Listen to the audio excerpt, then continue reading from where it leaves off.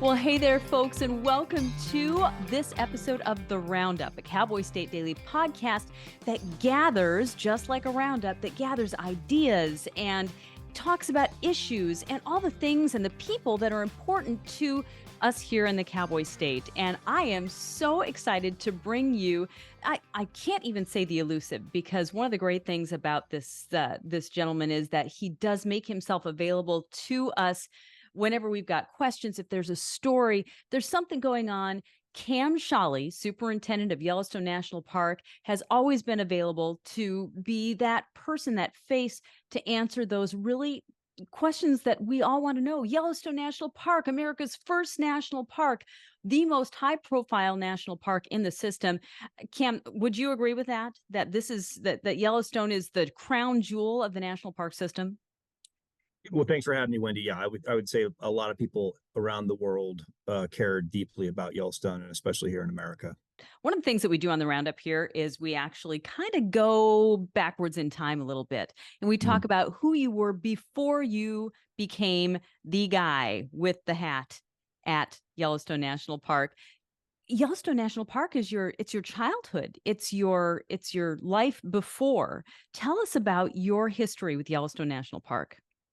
Well, it wasn't my childhood. My father worked here in the 80s, early 90s, and I went to high school, the last 2 years of my high school in Gardner, Montana. So, uh, it's an incredible place, something that's very important to my family, and that I learned to love at a young age, 16 years old or so. Uh, got out of Gardner High School, went in the military, got out of the military, and immediately started working for the Park Service as a seasonal maintenance worker in the backcountry, actually in Thoroughfare, which is one of the most remote areas in the lower 48, which is a very spectacular part of the park. And I lived and worked down there for 2 summers in 1990, 91. So um, kind of finished high school and started my NPS career here in the park, and just crossed over 5 years as superintendent in October. So time has gone by. It's been an interesting run. Interesting. That is a really good way to put it, because you have from flood to pandemic, if there has been a disaster that's come to Yellowstone National Park, you've had to deal with it. My goodness, tell me about because we all know the news and the stories that have come out of Yellowstone. Tell me about how your experiences in the Park Service have prepared you to deal with those things, and maybe tell us a little bit about your career in the Park Service. Well, I've moved my wife 11 times in 30 years. So I've been in a considerable number of assignments, from Yosemite as the chief of ranger operations to 7.5 years in a couple different jobs in Washington, superintendent of a parkway in the southern U.S., and regional director in the Midwest U.S., where we had 61 parks between the Dakotas and Ohio and Canada and Arkansas. And so I came to this job from the Midwest, and I think the challenges that occur here in Yellowstone, floods and pandemic withstanding, are some of the biggest in the country, in the national park system that we have in the U.S. And whether the wildlife species or increasing visitation or any number of things, people truly care about this place. They're very opinionated about their viewpoints on how we're managing the park and how we're, what decisions that we're making. That's because they're truly interested in what's happening, and the decisions that we make in this park do affect a lot of the states and counties and communities outside the park, economically and otherwise, in decisions that are made outside the park, wildlife species, wildlife management, etc., affect what happens in the park. So it's important that, you know, what I've learned in my travels across the country has been the power of relationships and partnerships. I think that's we've built some really, trust me, I get it. Not everybody agrees with everything we do here, but we've built some very incredible relationships, I think, with uh, many of the critical stakeholders that surround this park, whether it's members of Congress, governors, community members, ranchers or business owners. And I think it's been proven. I always tell the team here, you want to have those relationships before you need them. Uh, and we've needed them. I mean, if you think about the COVID closure and everything back in 20, which seems like a lifetime ago, to what happened here last year and how fast we all came together to try to get the park reopened. And that doesn't happen unless you've got good relationships and trust built up. And, I think that's probably one of the single most important things that we do is, you know, try to make good decisions informed by many of the people that care about this place, and not make unilateral decisions that are unexplainable or indefensible. So I've had the great fortune of working in jobs that I've been able to create really good partnerships and relationships, and those are important for not only dealing with the here and the now, but the future as well of the park. And I think that whoever comes in after me, because we're all only here for a short period of time, do the best that you can in your window. Is going to be handed over a park that's facing a significant number of challenges in the future, but is also made some significant progress over the last 5 or 6 years. Not that I'm leaving super soon or anything, I don't think, but at Thank some you. point my time will go. Yeah, My no, time will come at some point. thank you for clarifying that. We are happy with you here where you are. Thank you very much. So we're glad with what you have done so far. You have touched on and mentioned several times about the future of the park, and that is on a lot of people's minds is visitation. Visitation is going to soon cross 5 million people in a summer, a number that seems unimaginable, that would have seemed unimaginable just a few years ago. But that means that you've got infrastructures that need to be able to carry that many people. That means that you've got staffing that needs to be able to address that many people. What are the mitigation processes that you are considering? What are the sorts of decisions you're having to make to plan for that eventuality? Well, it's a good question. It's complicated. I think I'll just set it up by saying that the park is 2.2 million acres, which is bigger than Delaware and Rhode Island put together. Less than 2,000 acres of the park are pavement, roads, pullouts, parking lots, and somewhere we estimate 97% of the park's visitors, they never get more than a half mile away from their cars. So you've got most of that, 4.5 million visits per year occurring in, something like 0.2% of the park. And most of that occurring between, May and September. And it sets up for, some serious challenges in certain parts of the park, especially in July and August, even in September now, and June, or September and June are basically about the same visitation wise. So there's, the shoulder seasons are disappearing that we used to have. Most of the visitation would come between Memorial Day and Labor Day, and then it would really fall off after kids went back to school and things like that.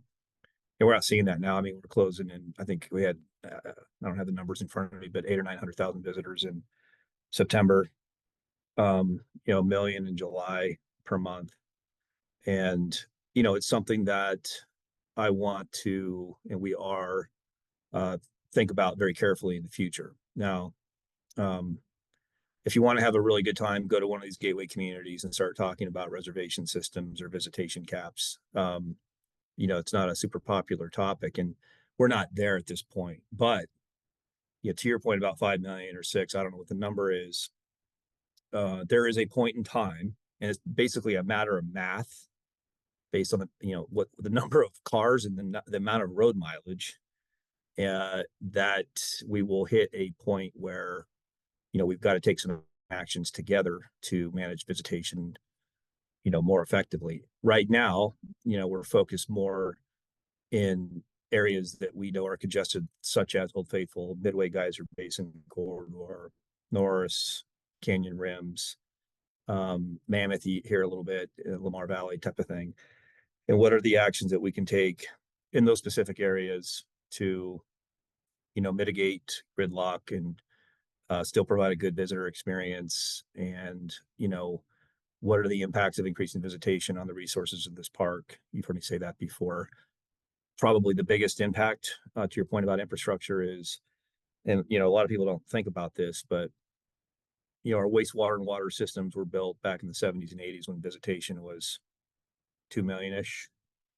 And the capacity of those systems to host visitation that's double or more than when those systems were constructed is something that's really important. We've been very fortunate to get a considerable amount of money from the Great American Outdoors Act, the Legacy Restoration Fund, to invest into the transportation assets in this park, bridges, roads, several $100 million to upgrade wastewater and water systems. I think we treated somewhere around 78 million gallons of drinking water last year for visitors. People don't think about, what's it take to clean 700 bathrooms, 3 times a day instead of one. What's it take to empty 2,000 garbage cans 4 times a day instead of two? That's all staffing. It's more trucks. It's more support that's necessary to run the operation effectively. And those are things that we have to think about in the future.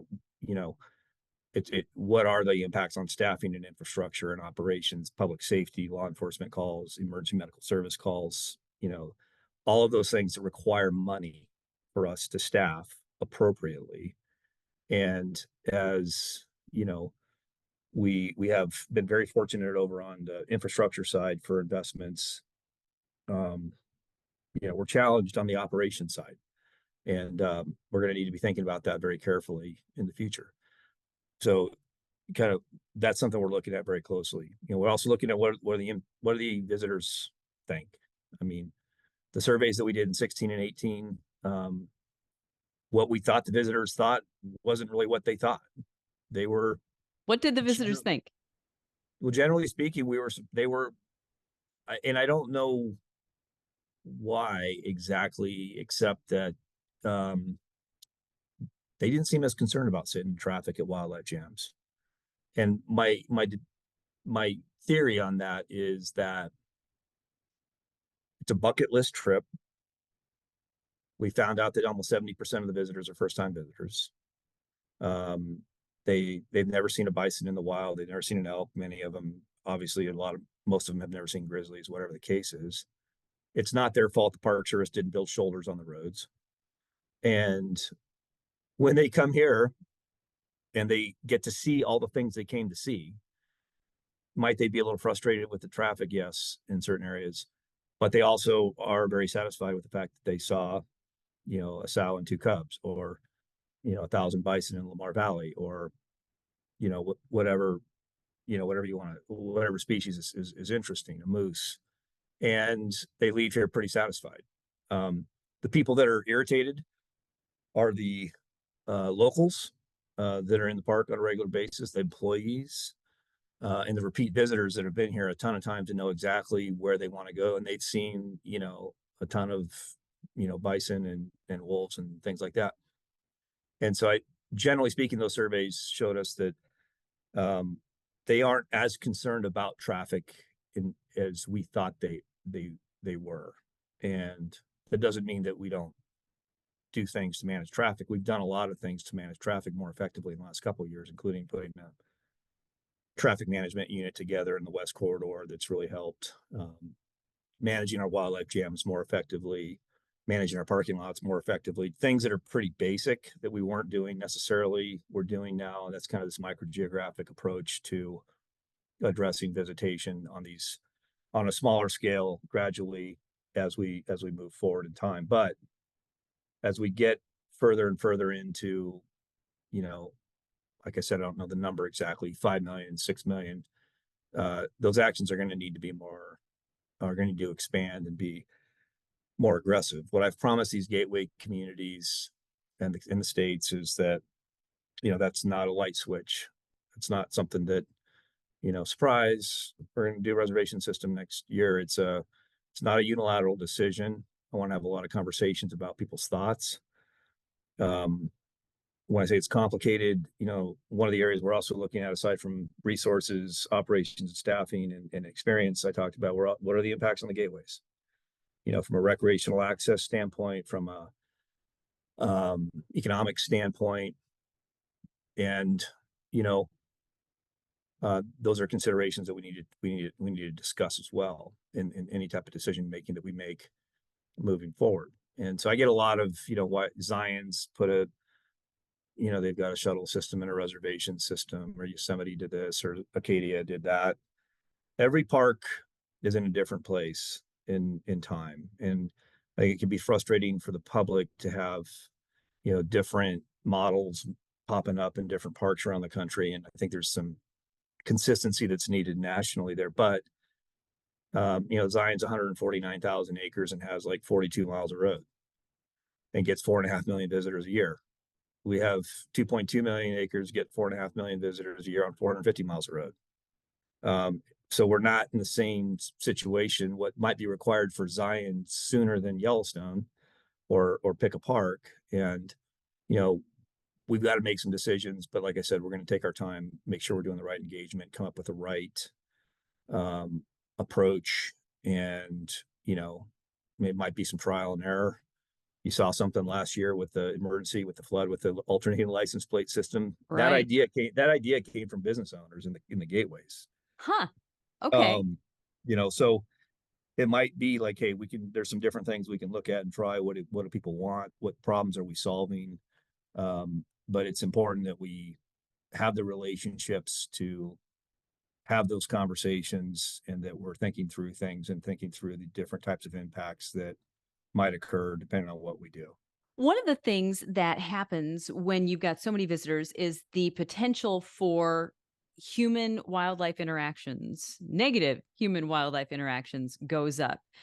What are some of the things? Is there anything that the Park Service can do to help prevent, for lack of a better term, stupid human tricks when it comes to the coming up and approaching bison too closely, or standing too close to a mama bear and her cubs? Is there anything you can do? Because already people are being given, when they walk in the door, when they come in the gate, they've got all the signs, they've got all the warnings right there. Don't approach the wildlife. Is there anything more that the Park Service can do to help mitigate that? Well, it makes for good YouTube material.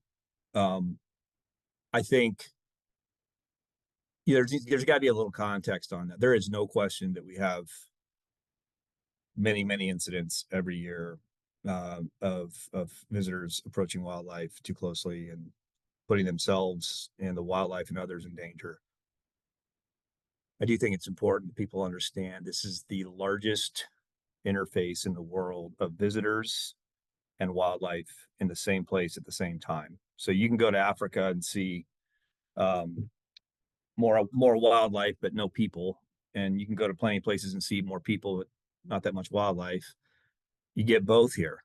And when you consider, 4.5 billion people, 80% or more coming in a 4-month window, and the amount of wildlife that we have in the park, the percentage of incidents proportional to the size of the animal population and the visitor population is pretty minuscule, all things considered. Most visitors, I think, behave very well.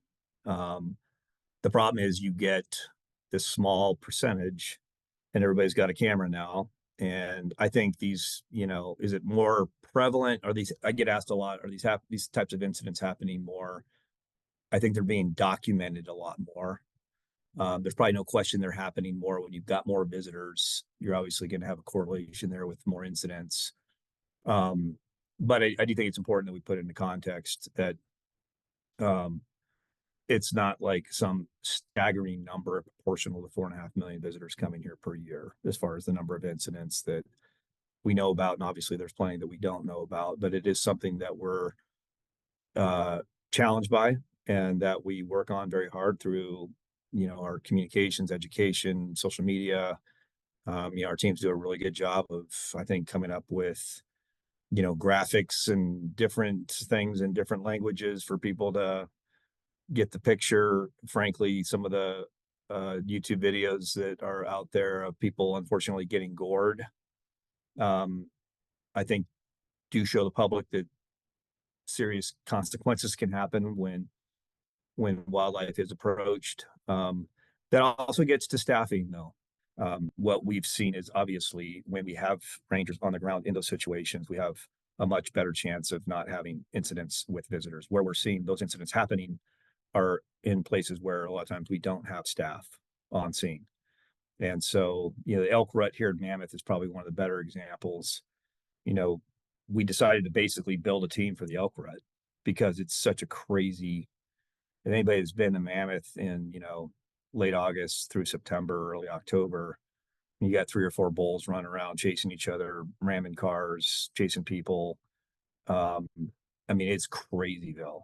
And the staff does a terrific job of managing that interface and keeping people away.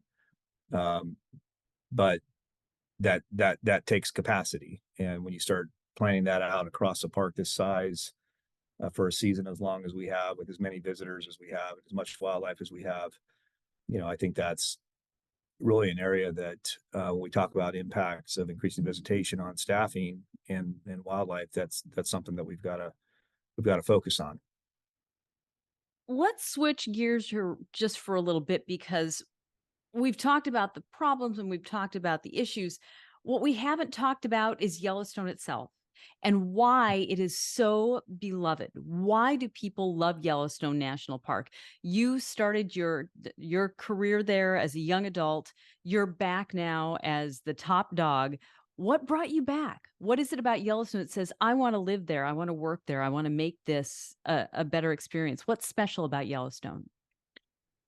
Well, aside from it being America's first national park, the world's first national park, and the very interesting history on how this park was created before the states, not a single member of Congress had ever stepped foot in this park at the time in 1871, 1872. None of the members of Congress that voted for the Yellowstone Park Act had ever been here. They did uh, everything was voted on the expedition reports, paintings of the resources here. And you think about 7 years after the Civil War. I mean, Ulysses S. Grant, there was no national park concept. There was no term called conservation at that point. I mean, the fact that that even happened was a miracle in many ways. And set us, I mean, if Yellowstone wasn't here right now, it'd look like, Jackson Hole or Paradise Valley, or, it's pretty amazing that it was set aside when it was. And it's a good thing that it was. The reason why people like it, I think you're hard pressed anywhere in the world to find the diversity of resources, natural, geologic, cultural, historic resources all in one place. And, to be able to literally see Old Faithful in one day, or Grand Prismatic Spring. Oh, and across the street, there's a bunch of bison. Oh, and a mile up the road, there's a grizzly. Um, it's just, and you can see it from your car most of the time, um, or close to your car. I think that's a special thing for people as far as an experience goes. And I think, when we talk about the future and the visitor experience, protecting those resources is first and foremost, is the paramount priority for us. We could talk all day long about the positive economic impacts and everything this park does for, Montana and Idaho and Wyoming economically, especially in these gateway communities and counties that surround the park. But that balance is important in regard to making decisions that protect the park first and allow for that type of activity to occur that benefits so many outside of the park. And so, you know, everybody's got, and this is, it's a question around why do people think so highly of this place, is because everybody has different favorites. So if I ask 50 people, what's your favorite thing about Yellowstone? I'll get a lot of common answers, but I'll also get a lot of like, I like to watch trumpeter swans in Hayden Valley for like 5 hours. Okay. I like to watch wolves like all day from 6 o'clock in the morning till 6 o'clock at night. And I just sit out there in my lawn chair and watch them. I like to fly fish on, the Gibbon River, the Madison River, and the Firehole River all in the same day. Or I like to geyser gaze. There's a whole group of geyser gazers that are like diehards that just sit there and wait for Steamboat Geyser to erupt. Or a lot of these people come up with, why don't we do a park-wide shuttle system? And the problem with the shuttle system is people want to. I talk to a lot of people every year. What I found is that, in the survey show that like 90% of people support a shuttle system as long as they don't have to use it. So that does make a difference. Yeah. Well, yeah, it makes a huge difference. Number one, it's super expensive. Number two, though, all the things I just listed, the person that wants to watch the trumpeter swans, the person that wants to watch the wolves or fish in 3 different rivers, 5 different places, whatever.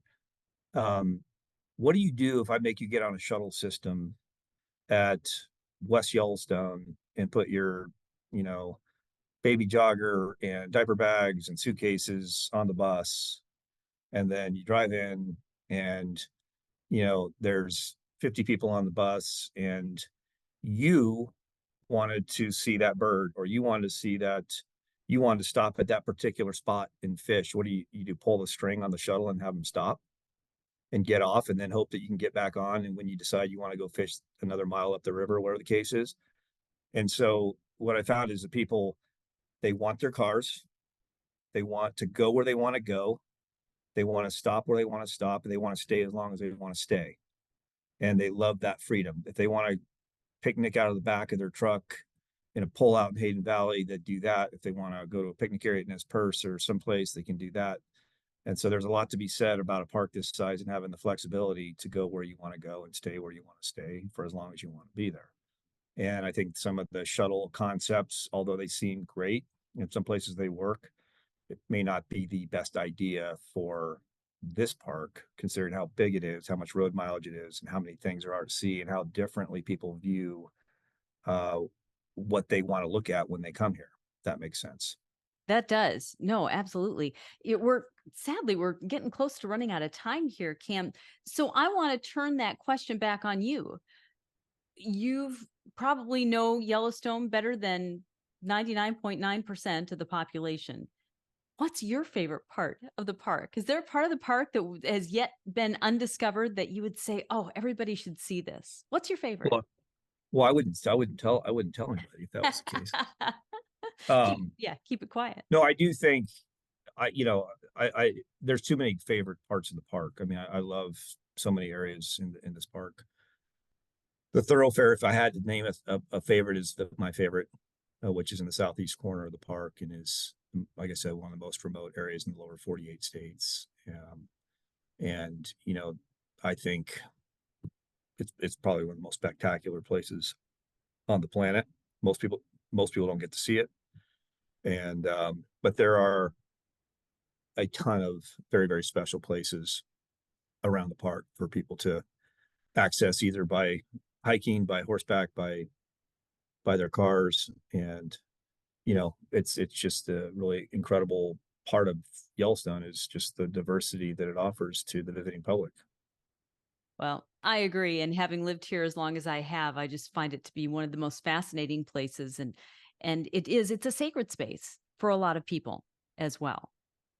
Yeah, and it sure is. And I think, as I was, one thing I want people just to remember what I said earlier is, I was in Bozeman on Monday for an appointment, and the doctor I was seeing was like, "Yeah, I can't stand going to Yellowstone because it's too crowded.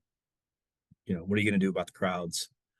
And I already mentioned some of the things that we're looking at there, but I think it's important that the people that live in this place, who do have rightful concerns about how things have changed over the last multiple decades, especially with more development and things like that, do understand that the majority of the visitors coming to Yellowstone are first-time visitors, and they're experiencing the park for the first time. So people that have been here many, many times, or are frustrated by the visitation, need to keep in mind that the person that's driving 20 miles an hour and slowing you down from getting to where you want to go because you've been here 100 times, very likely they're there for the first time.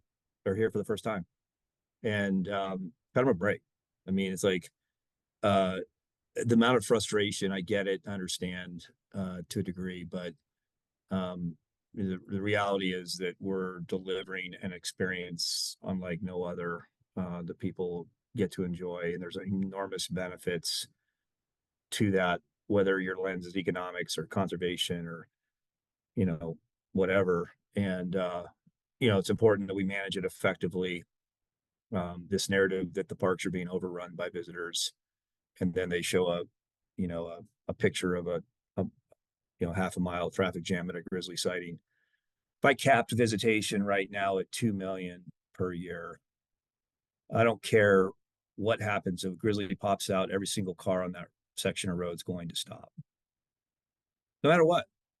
Even the people that have seen a lot of grizzlies are going to probably stop. And so there should not be this conflation with, traffic jams, especially at wildlife sightings, especially rare wildlife sightings, and that picture being painted as that's the entire park. That's what the entire park looks like. Because I can tell you, almost 50% of the visitation comes in the west entrance, and the viewpoints of the West Yellowstone can be quite different than the viewpoints in Cody, which is 50 miles from the east entrance. You're getting 6,000 cars a day coming in one entrance, and you're getting, 800 or 1,000 in the other. And so, we've got to have those conversations around what's going to be effective in the future, but people need to put things into context. The ecosystem is healthier now than it's ever been. We're making record levels of investments like we never have in this park. We didn't even get into the employee housing component. Maybe next time, some of the other, but we have a lot of challenges in the future, but let's also, take some time to reflect what we've all been through in the last couple of years, a lot of difficulty, a lot of challenging times, and an understanding that some of these things we've been through, I think, prove that the future challenges that we're going to face, we can also get through with the right level of collaboration and communication. So I appreciate you having me on and having the discussion about this great place. Well, we sure appreciate you being a guest for us here. Cam Sholly, thank you for your time today. And thanks for taking such good care of our national treasure right here in the northwest corner of Wyoming. We're sure appreciative of what you do and what your staff does and all the people there, the volunteers that make it happen. Yeah, it's all about the team and the partners, and that's in the park and out of the park. And I appreciate it, Wendy. It's great to see you, and we'll talk to you soon. Well, it's great to see you too, Cam. Thank you so much. And folks, thank you for tuning in to The Roundup, our Cowboy State Daily podcast. If you want to know more about these fascinating people and issues and places that make up this amazing Cowboy State of ours, be sure to sign up for your free newsletter, cowboystatedaily.com. We've got an amazing team of reporters who bring those stories to you every day. Just sign up for free at cowboystatedaily.com. Thanks for tuning in today. Thank you, Cam Sholly. I'm your host, Wendy Core. We will see you next week.